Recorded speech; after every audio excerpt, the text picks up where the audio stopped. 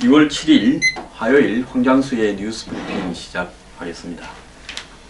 요즘 저한테들 관심이 많은데요. 저보고 무슨 문재인 캠프에 간다 그런 글 제 옛날에 알았던 사람들이 제 가까운 지인들한테 탐문하고 다니는 모양입니다. 왜 그렇게들 사십니까? 다들 그런 식으로 세상을 살아갑니까? 제가 이번 대선에서 어떤 입장을 견지하겠다라고 숱하게 말씀을 드렸습니다. 박근혜 대통령이나 그 주변에 있는 사람들을 비판하면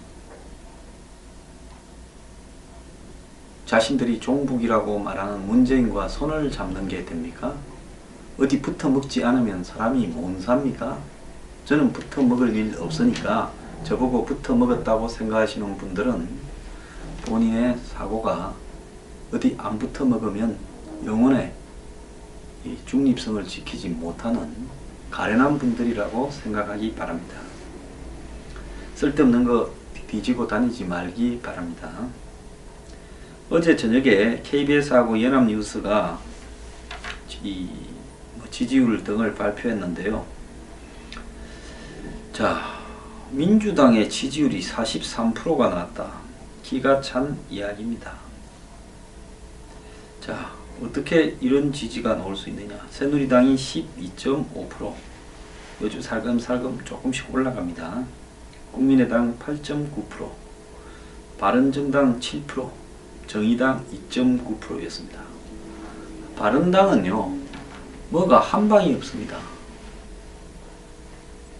무엇 때문에 새누리당을 탈당해서 바른당이 되어야 되는가 하는 부분에 대해서요, 눈앞의 지지율에 연연하지 말고 자신들만의 색깔이 있어야 되고 자신들만의 길을 가야 되지 않겠습니까? 그런 측면에서 바른당이 최근에 보이고 있는 행태는 상당히 안타깝다 이렇게 봅니다.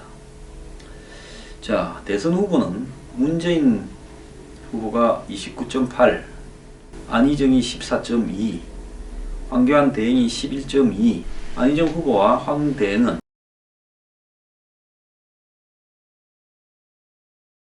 이렇게 나옵니다.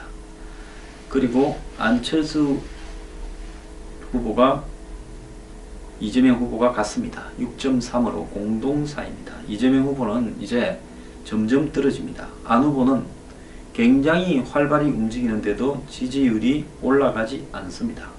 그래서 빅3는 문, 안희정, 황교안이고 안철수 그리고 이재명은 밀려나고요. 유승민 후보 반기문이 사퇴했는데도 3.2%입니다.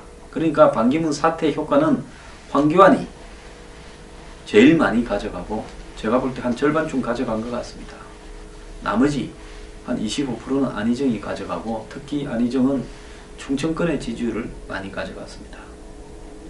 손학규 1.1, 이인재 후보 드디어 잡혔는데 0.7, 심상정 0.7, 남경필 0.6, 정운찬 0.3,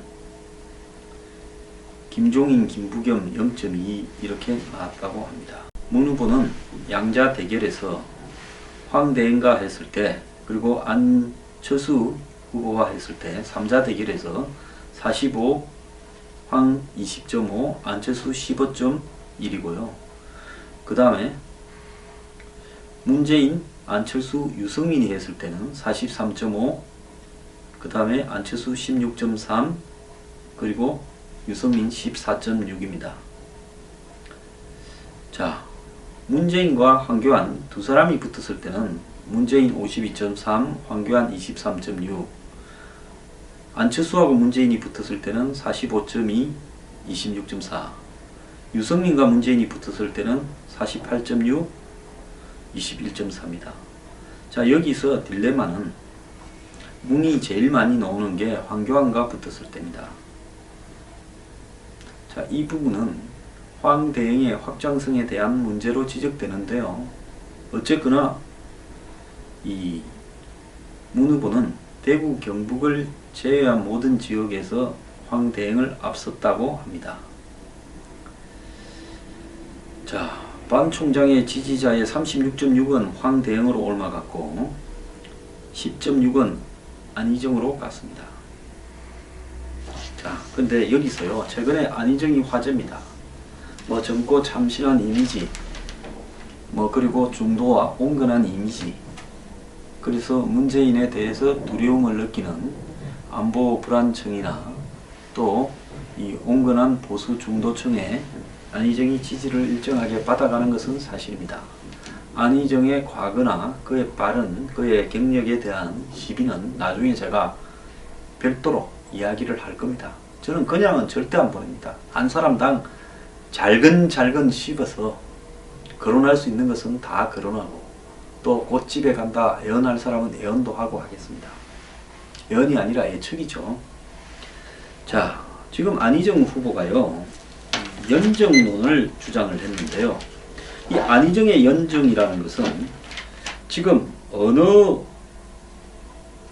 사람이 집권을 해서 대통령이 돼도 의회 구조에서 안정적인 집권을 하지 못하기 때문에 당선되어서 과반수 이상의 의회 지지를 받으면서 국정을 안정적으로 운영을 하려면 연정이 필요하다, 이렇게 말을 합니다. 누가 집권해도 과반수 이상을 받아서 안정적으로 이렇게 국가 운영을 하기 어렵다라는 말은 옳을 수 있습니다. 전 제가 늘상 하는 이야기입니다.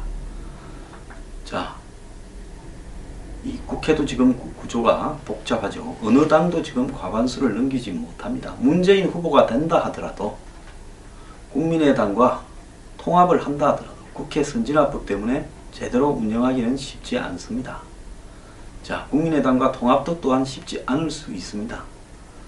그런데 여기서 우리가 하나 중요하게 봐야 될 부분은요, 그런 부분들은 이 안희정 후보가 왜 이 대목에서 대연정을 제안했을까, 그 연정에는 새누리당까지도 포함한다라고 하는 이야기를 했을까 하는 문제입니다. 우리가 과거에 DJ 때 DJ와 JP는 좌와 우에서 서로 거리가 매우 먼데요, DJP 연합을 해서 일종의 연정을 했습니다. 총리를 JP를 주고 장관 자리를 거의 반으로 나눴습니다. 반은 아니지만은 상당히 의석 비에 대비해서 자민련에 많은 장관 자리와 공기업 자리 전부를 똑같이 나눴습니다. 이런 부분에서 DJ는 그야말로 나눠 먹기 정신에 한국에서 보기 드물게 약속을 지키고 실천을 했습니다. 그렇지만은 DJP 연합이 돼서 JP 쪽에 줄을 섰던 의원이나 JP 밑에서 한가닥을 했던 사람들이 배지를 달고 장관을 하거나 또 공기업에 가거나 정부에 들어가서 따뜻하기는 했지만은 그 연정이 국가 전체적으로 DJ의 정책과 JP의 정책이 뒤섞이면서 한마디로 정책상의 연정은 아니었다고 봅니다. 자, 그래서 안희정 후보가 갑자기 대연정을 제안한 부분은 민주당의 경선 구조상에 완전 국민 경선으로 하게 되어 있습니다. 그렇기 때문에 새누리당 지지자거나 보수 성향의 지지자들, 중도 지지자들도 본인이 원하기만 하면 오픈 프라이머리 형태인 민주당 경선에 들어가서 한 표를 행사할 수 있게 됩니다. 그런데 현재 안희정 후보는 당 내부의 여론조사에서는 문재인 후보와 크게 불가능하다 정도로 차이가 나진 않고 있고, 이재명 후보 등 2, 3, 4위 후보를 뭉치면 산술적으로 결선 투표로 가서 한번 해볼만하다 할 수는 있는데, 실제로 현재 이 민주당 내부에 동교동 호남 세력이 떨어져 나가서 국민의당을 만들고 대부분이 친노 친문들로 구성되어 있고, 그들을 지지하는 노사모와 유사한 형태의 권리당원, 친노 외곽 조직들이 장악하고 있는 상황에서 안희정이 대선 후보로 결정된다는 것은 거의 기대하기가 어렵습니다. 그러면 안희정이 승부수를 던졌어요.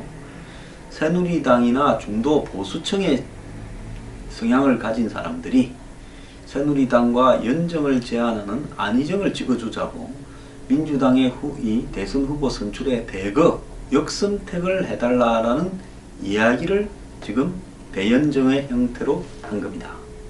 쉽게 말하면 새누리당이나 보수 성향을 가진 사람들이 누구든 다 등록할 수 있게 되어 있는 민주당 대선 후보 선출 위원으로 다 들어가달라, 한 표를 찍어달라, 이 이야기입니다. 그런데 그렇게 해서 안희정 후보가 당선되었다 칩시다. 그러면 새누리당의 장관 자리나 총리 자리를 주겠지만은 그렇게 해서 끌고 가는 정권이 중도와 무슨 좌파와 우파, 진보와 보수를 이렇게 다 합친 의미 있는 정권이 될 것이냐? 저는 그렇게 보지 않습니다.